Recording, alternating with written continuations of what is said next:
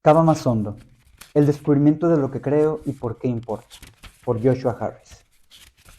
Capítulo 4. Rasgar, quemar, comer. Cuando leemos la Biblia, ella se nos abre y nos lee a nosotros.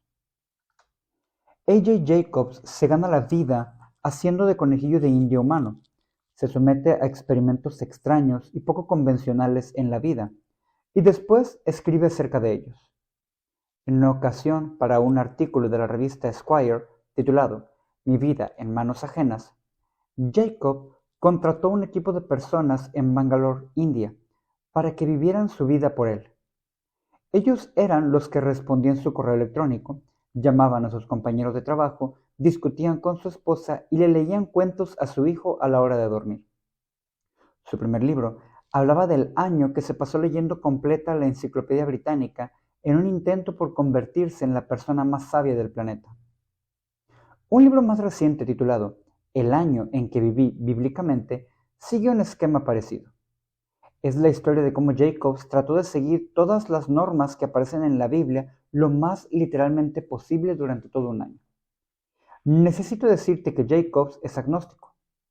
Oficialmente soy judío, escribe, pero soy judío de la misma forma que el restaurante Olive Garden es un restaurante italiano, lo cual quiere decir que no lo soy tanto.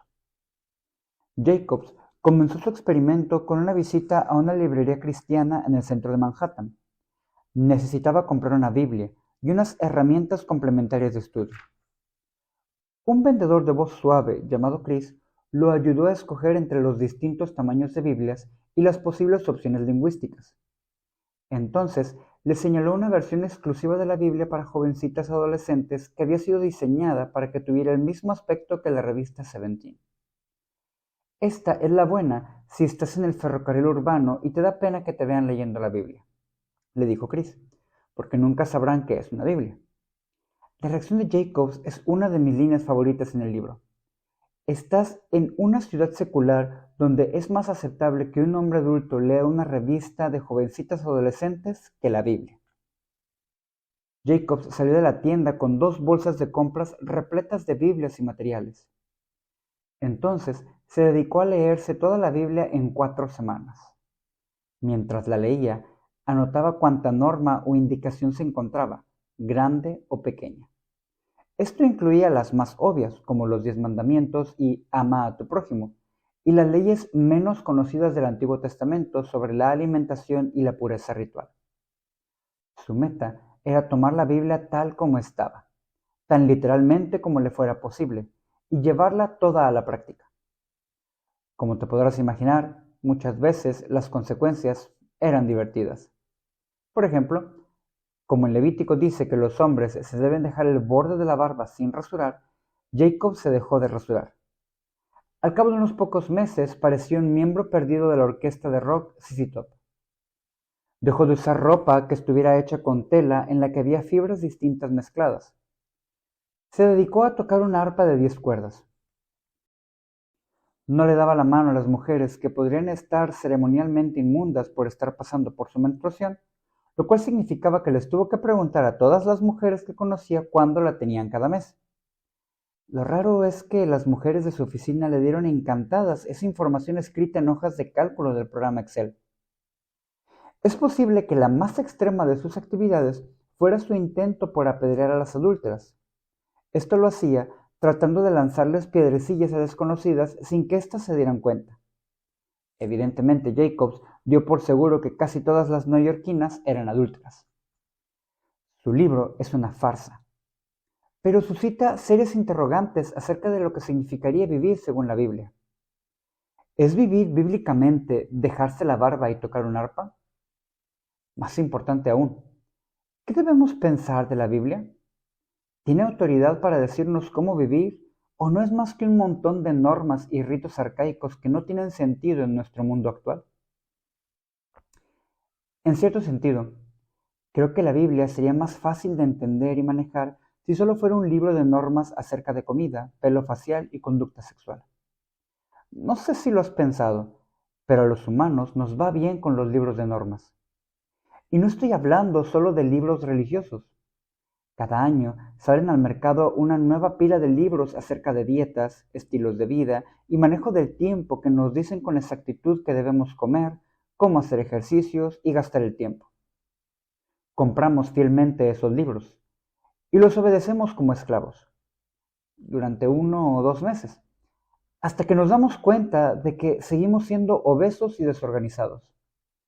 Entonces, salimos en busca de un nuevo libro que nos dé órdenes a todas horas. Básicamente, Jacobs tomó la Biblia como lo máximo en cuanto a normas, pero aunque sometió su vida a un libro antiguo, no encontró a la persona que le hablaba a través de ese libro. No conoció al Dios de la Biblia y ni siquiera creyó en él, el Dios que viene en busca de nosotros a través de su palabra viva. La Biblia es mucho más maravillosa, peligrosa y capaz de transformar la vida de una manera radical que un simple libro de instrucciones. Sin embargo, no es posible entenderla ni obtener beneficio alguno de su lectura si no se cree lo que afirma de sí misma. La Biblia se presenta como el mensaje vivo de un Dios personal para la raza humana y, más concretamente, para ti. Detente a pensar esto un momento. Dios hablándote. ¡Qué afirmación tan increíble! Y, sin embargo, la fe cristiana está edificada sobre esto, sobre lo que la Biblia afirma sin apología. Dios existe. Y como expresara Francis Schaeffer en el título de uno de sus libros, Dios no está callado. Dios habla, se comunica, y ha dispuesto que sus palabras queden recogidas en los signos y los símbolos de nuestros lenguajes humanos, escritas e impresas en papel y en un libro que podemos sostener en nuestras manos. Cuando decimos doctrina de las Escrituras, nos referimos a todo lo que la Biblia nos enseña acerca de sí misma, lo que es, de dónde procede, cuáles son sus características y de qué manera la debemos leer y obedecer. Tener la doctrina correcta con respecto a las Escrituras es esencial para tener sólidos cimientos en nuestro cristianismo. Si no entiendes lo que Dios ha hablado a través de la Biblia o no confías en ella, ¿cómo puedes llegar a conocerlo a Él o cultivar una relación genuina con Él? La doctrina de las Escrituras tiene una importancia única entre las doctrinas cristianas porque toca las demás creencias del cristianismo. Lo que sabemos de Dios y la salvación, lo sabemos porque Dios nos lo reveló en la Biblia. En otras palabras, solo tenemos una doctrina sobre Dios y una doctrina sobre la expiación si creemos que es posible entender las Escrituras y que son veraces, sin errores. Así que las Escrituras son el fundamento de las demás creencias cristianas. En la carta de Pablo a los Efesios, capítulo 2, versículo 20, nos dice que la iglesia está edificada sobre el fundamento de los apóstoles y profetas, siendo la principal piedra del ángulo Jesucristo mismo. Aunque Jesús siempre es y será la principal piedra del ángulo para la iglesia de Dios, la iglesia también se apoya en el sólido fundamento de las enseñanzas y la predicación de los apóstoles y profetas que recoge la Biblia. Dios comisionó a los profetas.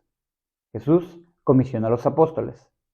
Los enviaron para que fueran voceros de Dios y por eso honramos sus enseñanzas. Sus palabras, escritas para nosotros en la Biblia, forman la base de nuestra fe y nuestra práctica como seguidores de Jesucristo. En la carta a los Hebreos, capítulo 1, versículos 1 y 2, afirma: Dios, habiendo hablado muchas veces y de muchas maneras en otro tiempo a los padres por los profetas, en estos postreros días nos ha hablado por el Hijo. La comunicación de Dios con la humanidad, primero a través de los profetas y después por medio de Jesús, es lo que recoge la Biblia en sus páginas. Nos dice quién es Dios y cómo ha actuado en la historia humana, y después nos explica el significado de sus acciones.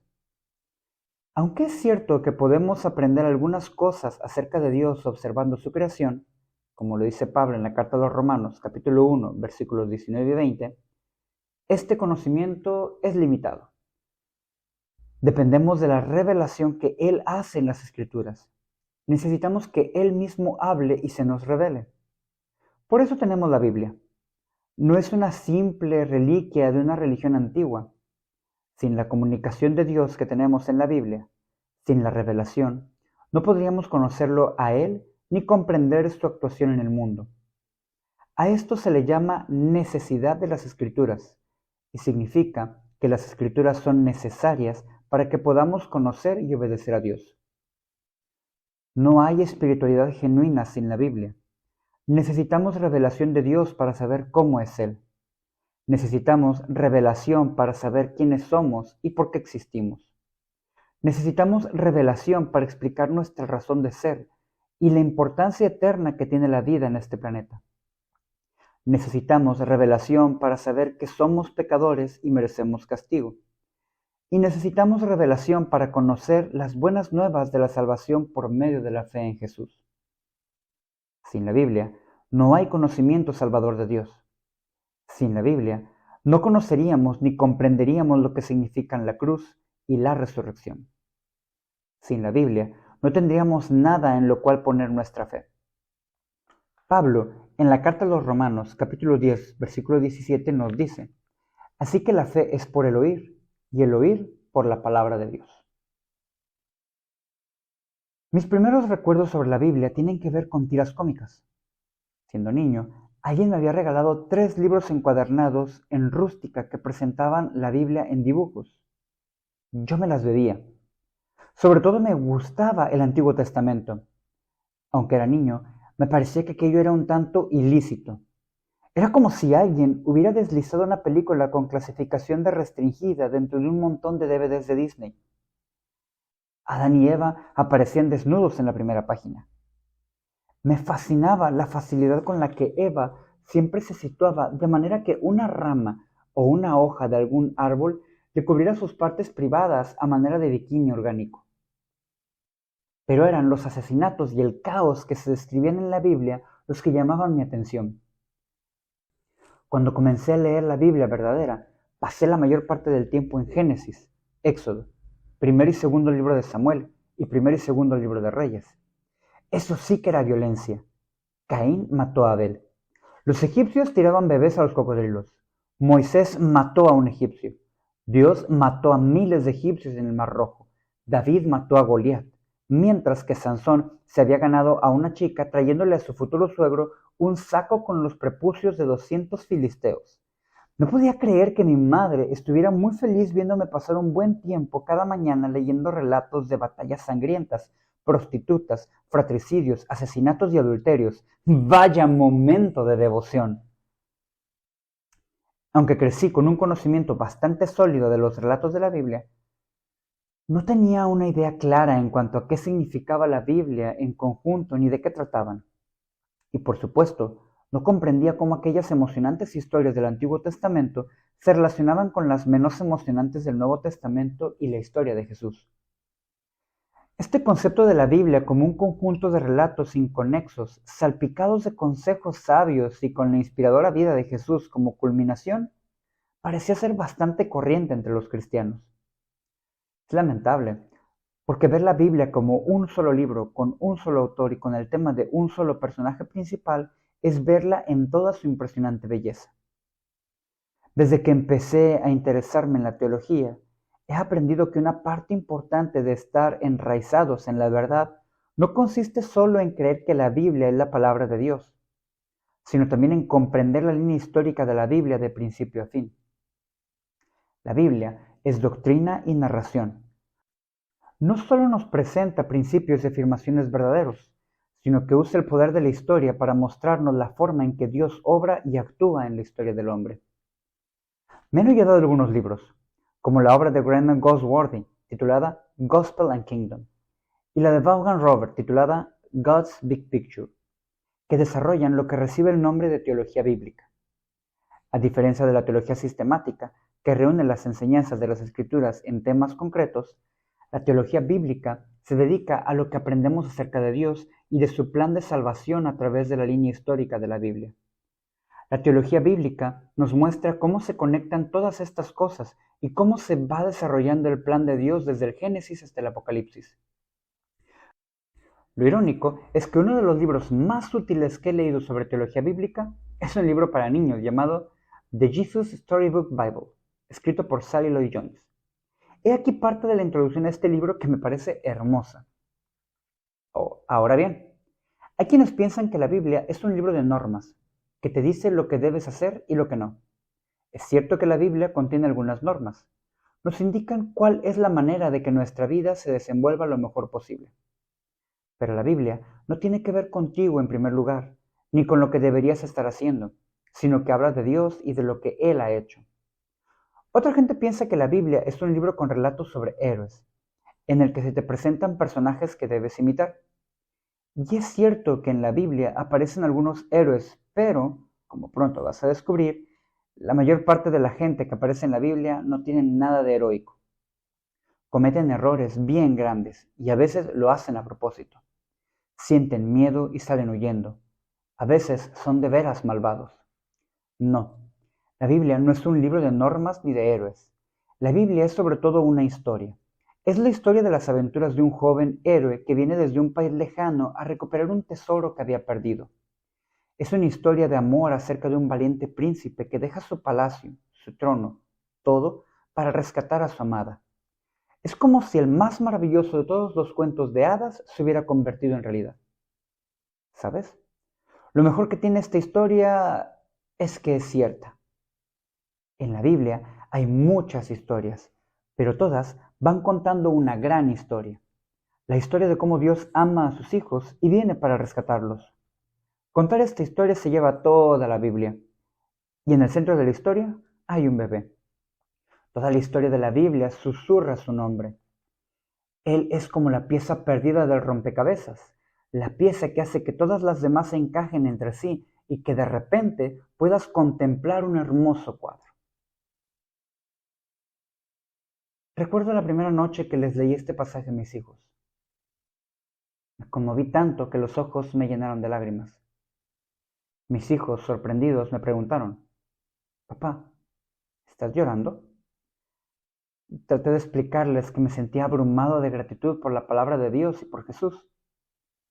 Les dije varias veces: «Cuánto quisiera que ustedes comprendieran lo bueno que es esto». La Biblia es una historia. La historia del propósito que tiene Dios de salvar a los pecadores por medio del sacrificio de su Hijo como sustituto de esos pecadores.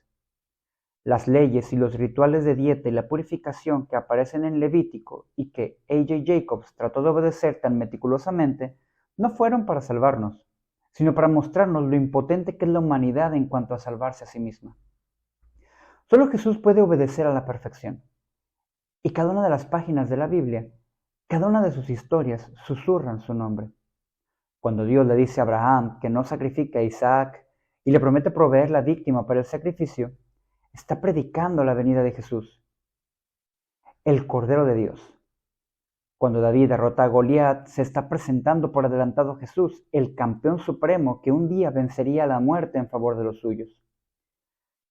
La Biblia es la historia de Jesús, como nos lo dice en el Evangelio de Jesucristo según Juan, capítulo 5, versículos 39 al 40 y 46 al 47. Y es la verdad acerca de Jesús. Toda la Escritura nos ha sido dada para que la podamos conocer y amar a Él. La revelación es para crear una relación. En su libro, God Has Spoken, Dios ha hablado, de J.J. Packer, pregunta por qué Dios nos habla a través de su palabra. La respuesta de veras asombrosa que da la Biblia es que el propósito de Dios al revelarse es hacerse amigo nuestro. Después explica que Dios nos creó a su imagen para que pudiéramos tener comunión con Él en una relación mutua de afecto y amor. Este era su propósito cuando creó a Adán y a Eva. Este sigue siendo su propósito al echar abajo la maldición del pecado y capacitarnos para ser hijos suyos, para relacionarnos con Él como hijos con su Padre. La amistad de Dios con los seres humanos comienza y crece por medio del habla. Sigue diciendo Packer. Él nos habla en su revelación y nosotros le hablamos a Él en oración y alabanza. Aunque no puedo ver a Dios, podemos ser amigos porque su revelación Él me habla. Cuando Dios nos dice la verdad acerca de sí mismo por medio de historias y de la doctrina, su propósito es relacionarse con nosotros. Las declaraciones Dios es amor y Dios es santo son afirmaciones proposicionales, verdades doctrinales, pero también tienen un profundo significado en cuanto a relaciones. Solo el conocimiento de quién es Dios nos puede llevar a tener una relación genuina con Él. Pero Dios también usa historias para enseñarnos y revelársenos. La Biblia no se limita a ninguna de las dos cosas, ni tampoco están encontradas entre sí. A través de ambas, Dios nos está hablando y revelándosenos para que lo podamos conocer de verdad. En la segunda carta de Pablo a Timoteo, capítulo 3, versículo 16, el apóstol Pablo le dice: toda la escritura es inspirada por Dios. Es difícil imaginar palabras que pudieran comunicar con más fuerza la conexión que existe entre Dios y las escrituras. Dios no solo las bendijo y aprobó, Dios inspiró las escrituras, proceden de Él. No es que le haya añadido a lo que los hombres escribieron, explica Sinclair Ferguson, sino de que Dios es el origen, la fuente de lo que se escribió. Es como si Él nos estuviera hablando de nuevo cuando leemos y sintiéramos su aliento en el rostro. El proceso de la inspiración, la forma en que Dios dirigió la redacción de las Escrituras, no siempre fue igual. Tenemos algunos casos como el del apóstol Juan, a quien Dios le dijo: escribe esto. Y después le dio unas indicaciones concretas. Esto lo vemos en el libro del Apocalipsis, capítulo 21, versículo 5. Pero la mayor parte del tiempo, Dios obró por medio de canales al parecer normales. Nehemías escribió un relato en primera persona. Un escriba llamado Baruch anotó las profecías de Jeremías. Pablo escribía cartas. Lucas documentó el testimonio de testigos presenciales al escribir su evangelio, y después pasó tiempo viajando con Pablo para escribir su historia de los principios de la iglesia que encontramos en el libro de los Hechos de los Apóstoles.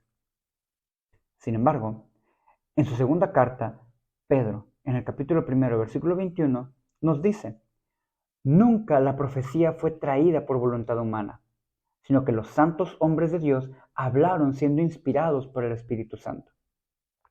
Dios usó seres humanos para escribir palabras, pero guió sus mentes e incluso sus experiencias en la vida y su trasfondo para lograr el resultado final.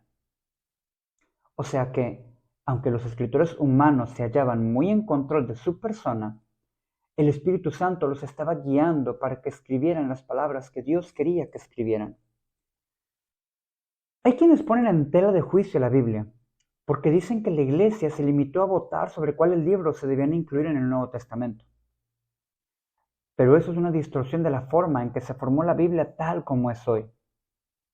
Cuando la Iglesia señaló los libros que componen la Biblia, estaba reconociendo lo que siempre había afirmado desde sus primeros días: que el Antiguo Testamento y los escritos de los apóstoles y sus colaboradores más estrechos, a quienes Jesús les había encomendado que fueran testigos suyos, tienen una autoridad exclusiva y que son inspirados.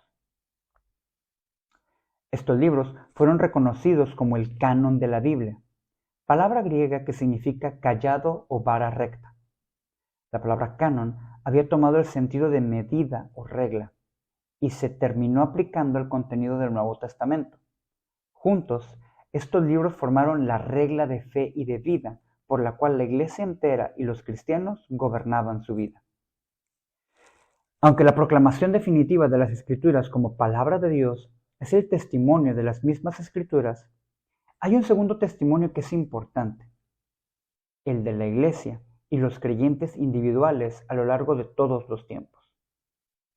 Cuando leemos las palabras de las Escrituras en el Antiguo y en el Nuevo Testamento, el Espíritu Santo le da testimonio a nuestro corazón de que esas palabras no son como otras. Pablo vio este efecto cuando predicó a los tesalonicenses. Estos recibieron la enseñanza apostólica no como palabra de hombres, sino según es en verdad la palabra de Dios, la cual actúa en vosotros los creyentes, dijo Pablo en su primera carta a los tesalonicenses, capítulo 2, versículo 13. Los creyentes del mundo entero pueden dar fe de esa experiencia. Las Escrituras le hablan al alma con una profundidad e intensidad insuperables. En la carta a los Hebreos, capítulo 4, versículos 12 al 13, dice: la palabra de Dios es viva y eficaz, y más cortante que toda espada de dos filos, y penetra hasta partir el alma y el espíritu, las coyunturas y los tuétanos, y discierne los pensamientos y las intenciones del corazón, y no hay cosa creada que no sea manifiesta en su presencia. Antes bien, todas las cosas están desnudas y abiertas a los ojos de aquel a quien tenemos que dar cuenta. Cuando leemos la Biblia, ella nos abre a nosotros, nos lee, nos escudriña de la forma más profunda posible. Revela lo que hay en nuestro corazón y cuáles son nuestras motivaciones. Nos da convicción y nos consuela. Cuando la leemos, el Espíritu Santo confirma en nuestro corazón que no se trata de palabras de hombres, sino de la mismísima palabra del propio Dios. Son palabras que no tienen paralelo con ninguna otra palabra de la tierra. Son veraces y eternas. Proverbios capítulo 30, versículos 5 al 6 dice: toda palabra de Dios es limpia. No añadas a sus palabras para que no te reprenda y seas hallado mentiroso. Y Jesús dijo en el Evangelio de Jesucristo, según Lucas capítulo 21, versículo 33, que el cielo y la tierra pasarán, pero mis palabras no pasarán. Dios honra a quienes lo reverencian y respetan a Él y a su palabra, a los que tratan las Escrituras no como simples palabras escritas en una página, ni como invenciones humanas, sino como las palabras santas de inspiración divina, poderosas y llenas de autoridad que nos vienen del Altísimo. Dios mismo dice en Isaías capítulo 66, versículo 2, miraré a aquel que es pobre y humilde de espíritu y que tiembla a mi palabra. Mi historia favorita sobre lo que es la humildad ante la autoridad de la palabra de Dios procede de la vida del rey Josías. La ley de Dios había estado perdida y olvidada durante décadas. Pero en el segundo libro de los Reyes, capítulo 22, se relata lo que sucedió el día en que se descubrió el rollo perdido y lo llevaron ante el rey. Josías tenía 26 años. Aquel momento definió el resto de su vida. La Biblia dice que cuando Josías escuchó la palabra de Dios, cuando oyó de la santidad de Dios y las promesas de bendición y castigo que le había hecho a su pueblo, se rasgó las vestiduras reales. En aquellos tiempos, rasgarse las vestiduras era símbolo de angustia y duelo profundo. Que el rey se las rasgara era un acto de humillación. Era como si estuviera diciendo: mi posición y el papel que desempeño no significan nada. Era una proclamación de dolor y penitencia. Tú eres Dios, tú estás en lo cierto y yo estoy equivocado. Josías se rasgó las vestiduras y lloró. Dios lo estaba observando y la Biblia dice que Dios se sintió complacido. Le dijo a Josías: por cuanto te humillaste y rasgaste tus vestidos y lloraste en mi presencia, también yo te he oído. Entonces le prometió a Josías que tendría misericordia de él. Esto lo podemos leer en el segundo libro de los Reyes, capítulo 22, versículos 18 al 20. Me imagino que todos los seres humanos se han preguntado: cuando oro, ¿escucho a Dios? Sin embargo, lo que enseña esta historia es que las preguntas deberían ser otras. ¿Estoy escuchando a Dios a través de su palabra? ¿Le estoy haciendo caso? ¿Estoy temblando ante su palabra?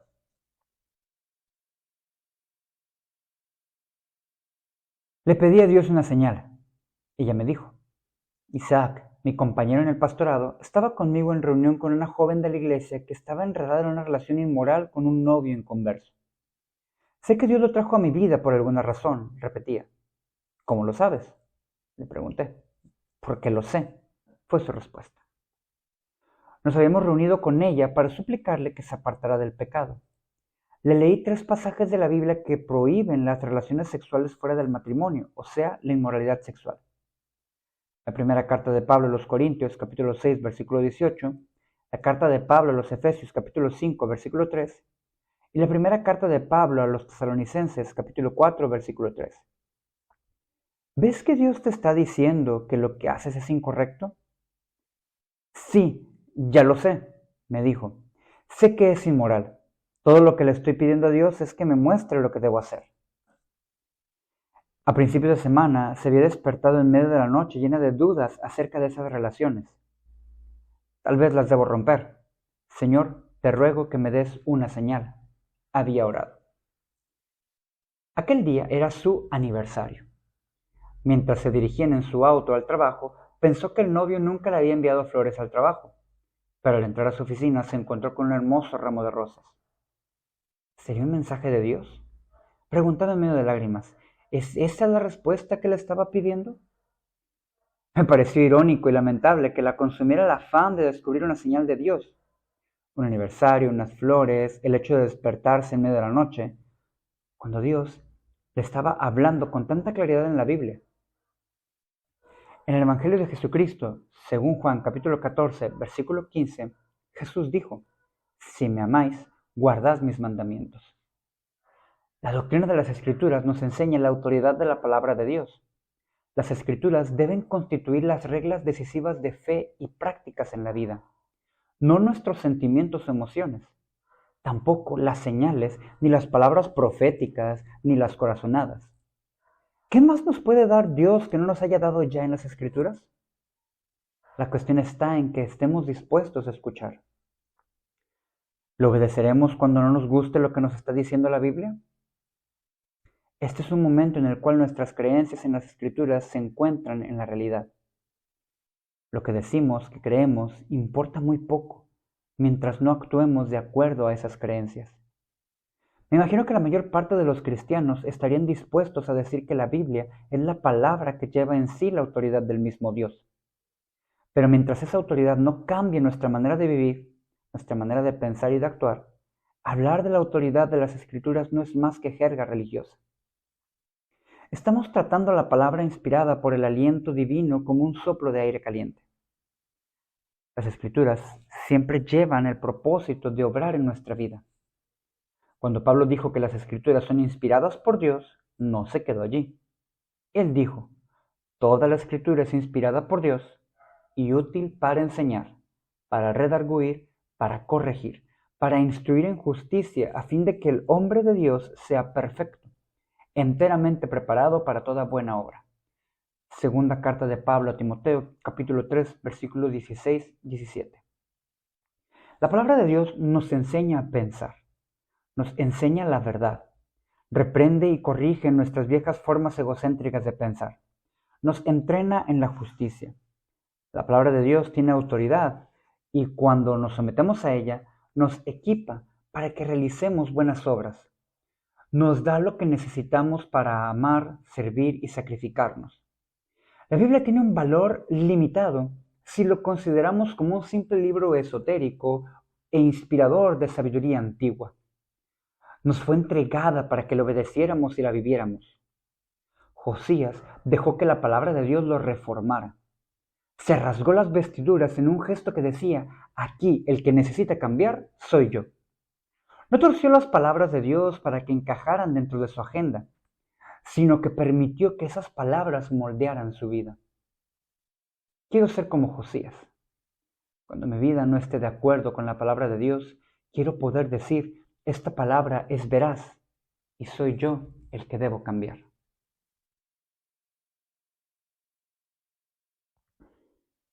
La forma en que nos relacionamos con las Escrituras revela el concepto que tenemos de Dios mismo. La Biblia relata la historia de un hombre cuya opinión de Dios era tan baja que llegó incluso a quemar su palabra. Lo lamentable es que aquel hombre llamado Joacim era hijo del piadoso rey Josías. Joacim se convirtió en rey de Judá menos de un año después de la muerte de su padre. Tenía 25 años y reinó 11. En el segundo libro de los Reyes, capítulo 23, versículo 37, se hace un resumen de su vida. E hizo lo malo ante los ojos de Jehová.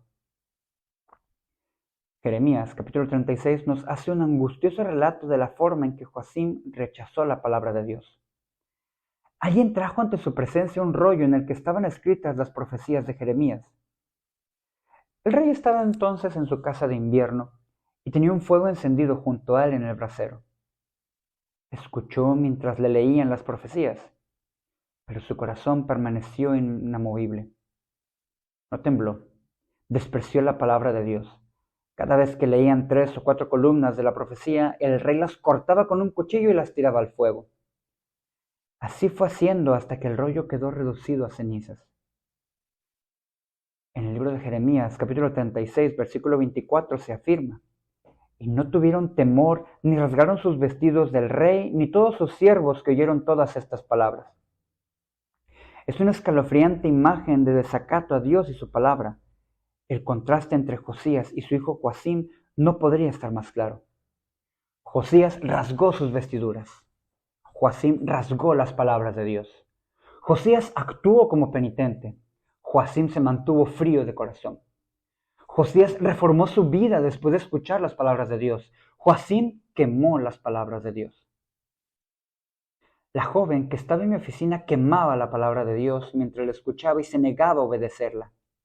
¿Cuántas veces he hecho yo lo mismo? He leído la palabra de Dios, he sabido lo que me indica, pero no he querido cambiar de rumbo.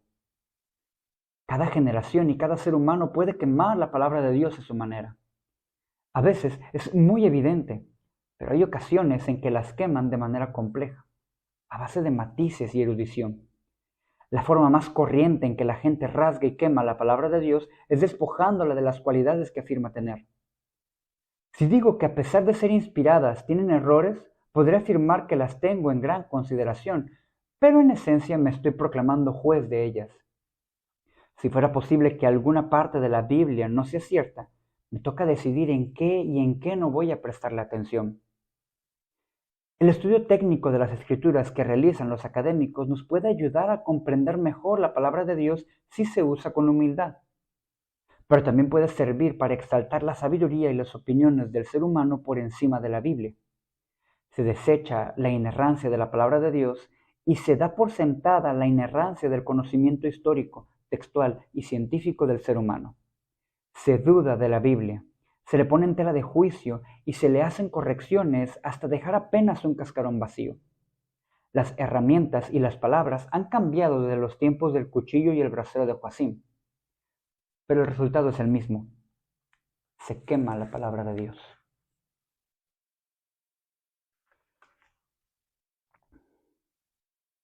¿Es posible confiar en lo que leemos en las Escrituras?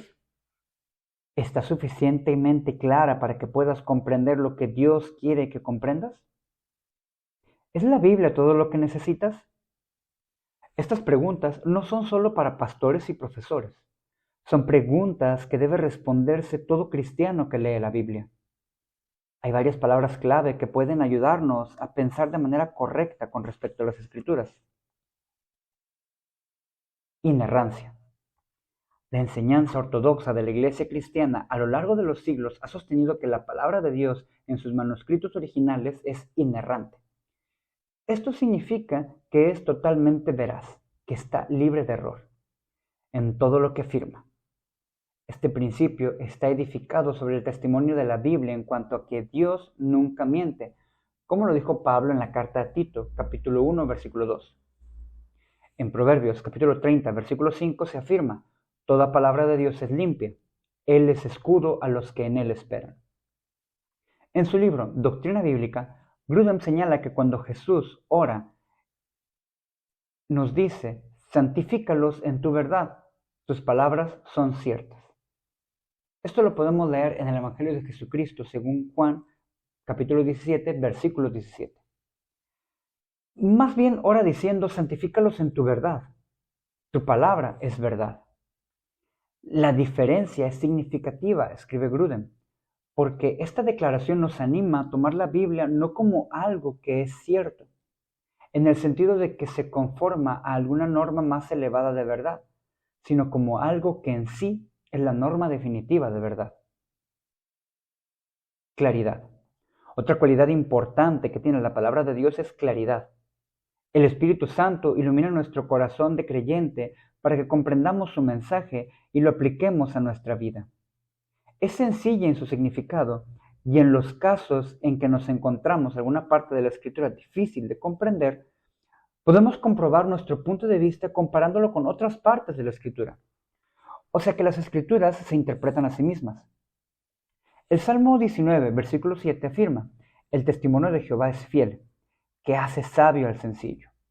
Aunque el estudio de la palabra de Dios nos exige que seamos diligentes y minuciosos en nuestra manera de pensar, nadie puede afirmar que no esté clara como excusa para ignorarla o desobedecerla. Suficiencia. En la Biblia, Dios nos ha dado todo lo que necesitamos saber para la salvación y la vida eterna, como lo dice en el Evangelio de Jesucristo según Juan, capítulo 5, versículo 24. La Biblia nos es suficiente. Esto no significa que Dios nos haya dicho todo lo que podríamos saber, ni todo lo que Él sabe, sino que nos ha dicho todo lo que necesitamos saber a fin de conocerlo bien a Él, hallar el perdón de nuestros pecados y tener la seguridad de una vida perdurable junto a nuestro Creador y Redentor. Cuando Pablo le escribió a Timoteo, le dijo que las Sagradas Escrituras que había aprendido de niño te pueden hacer sabio para la salvación por la fe que es en Cristo Jesús.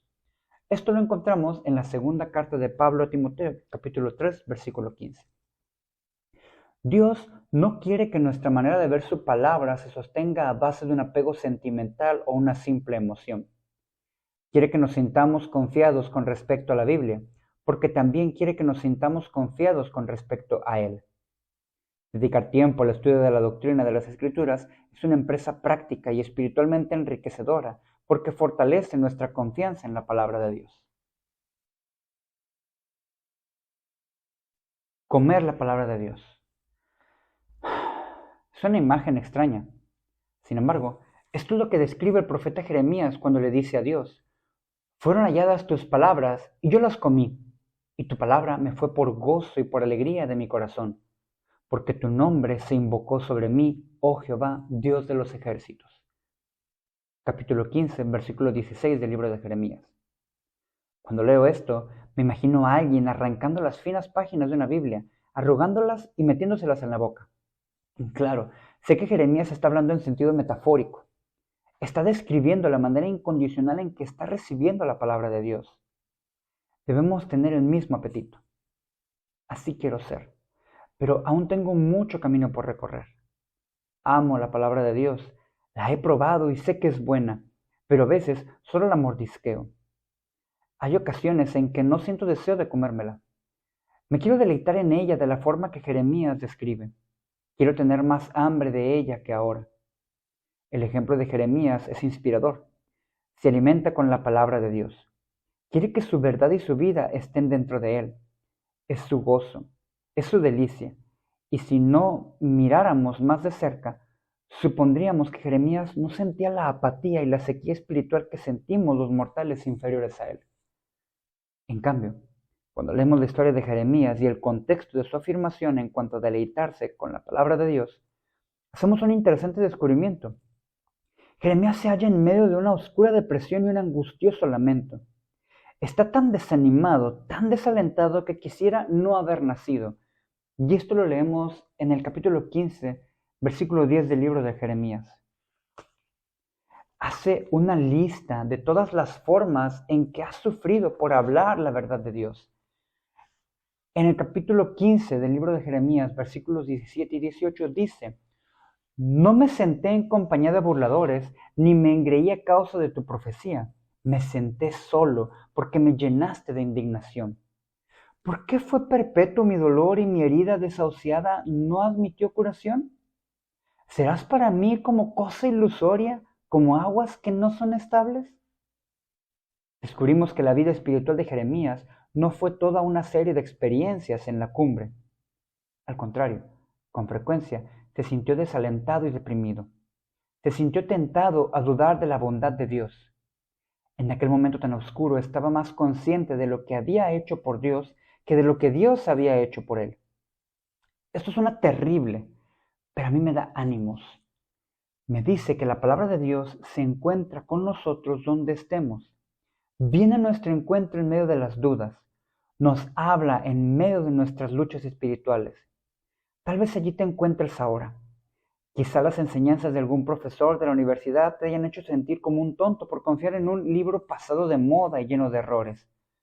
O tal vez es que estés cansado. Sientes que la lectura de la Biblia es un ejercicio vano. Dios puede venir a nuestro encuentro en esos momentos de la vida. La Biblia no es solo para la gente que se siente fuerte.